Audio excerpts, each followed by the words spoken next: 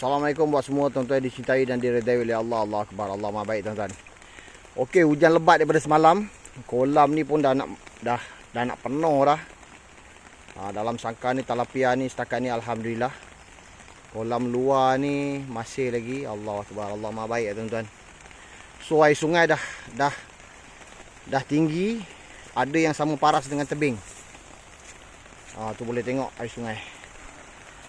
Kalau hujan tak berhenti memang rasanya melimpah lah. Kita kat dalam hutan ni memang tak boleh keluar masuk. Sebab jalan depan nak keluar sana banjir. Jalan belakang belah sana pun banjir. So dah jadi macam pulau. Kita duduk diam-diam lah dalam ni. Allahu Akbar.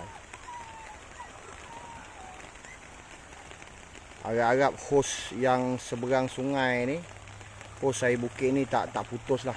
Allah Akbar, Allah Maha Baik. Semua Allah buat baik tuan, semua Allah buat baik. Kita kena puji dia je. Allah Akbar. Sana tu air masuk tu.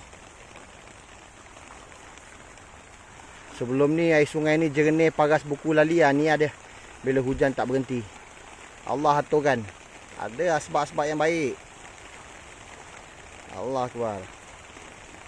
Okey, nanti saya buat video lagi tuan Allah Maha Berkuasa tuan-tuan. Makhluk langsung tak ada kuasa.